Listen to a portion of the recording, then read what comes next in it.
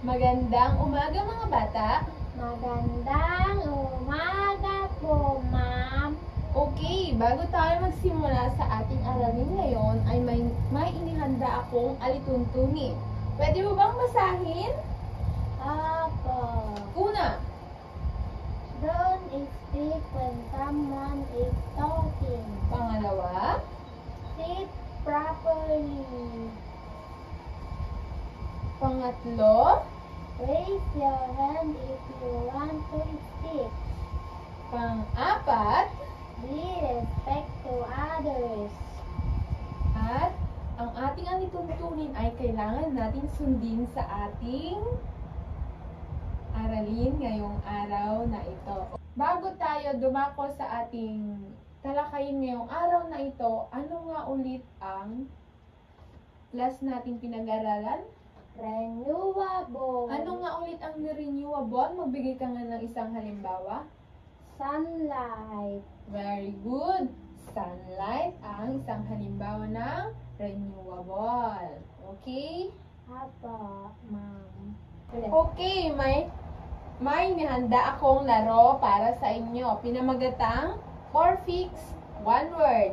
Bilang panimula sa ating bagong aralin, maglalaro tayo ng pinamagatang, ano ulit? Porfix, one word. Narito ang mechanics ng ating laro. Pakibasa ang panuto, Maureen. Pagmasdan at pag-aralan ang bawat hanay ng larawan. Ayusin ang ginulong mga titik upang makuha ang tamang sagot. Okay, bago tayo pumunta sa ating laro, ay bibigyan kita ng mga letter. May magpapakita dito na picture at hahanapin mo sa bibigay kong letter kung ano ang nagulong titik. Maliwanag ba? Apo. Okay, handa ka na ba? Apo. Okay, number 1.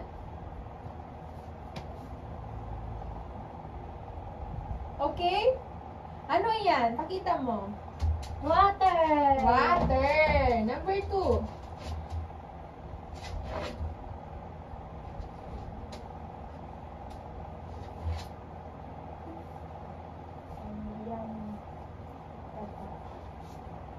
Ano yan?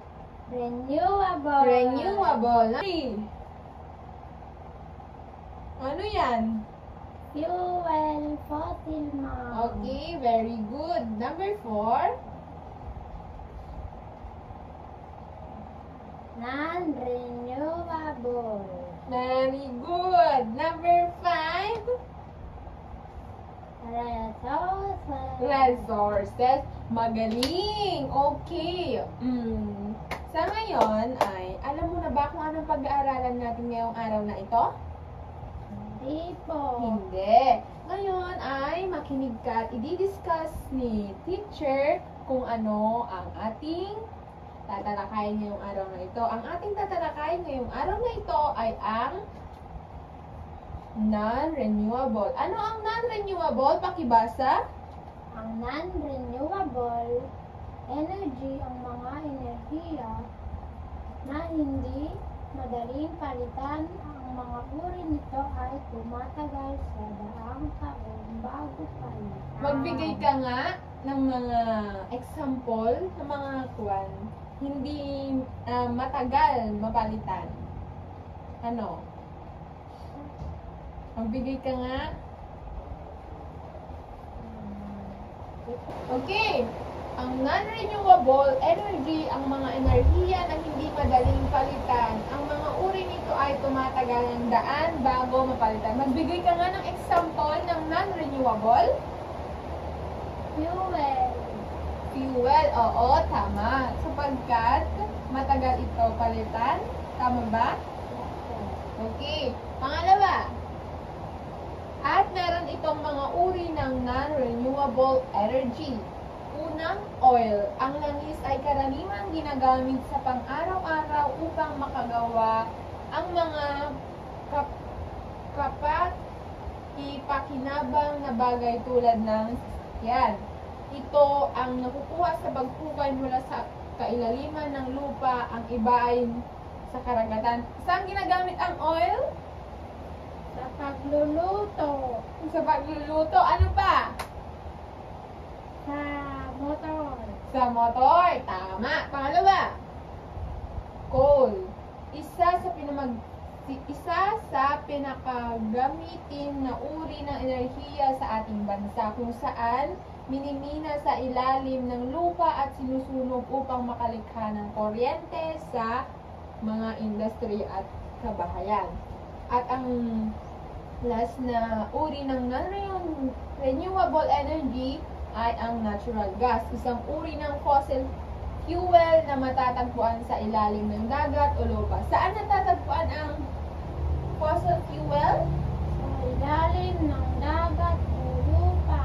Tama, okay. Ngayon, mukhang may naintindihan ka. Ano ulit ang non-renewable? Matagal na Okay. Ano ulit ang tatlong uri ng non-renewable? fossil fuel. Coal. Natural gas. Okay. Mukhang may natutunan ka. Ngayon, pumunta tayo sa pangkatang gawain.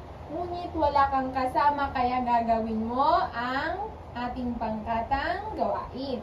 Ako.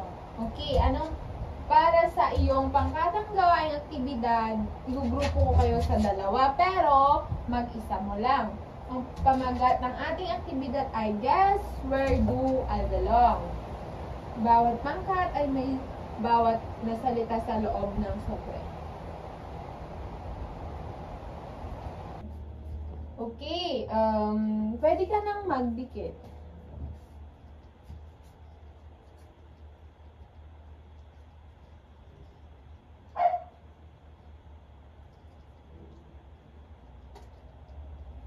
Okay, magaling.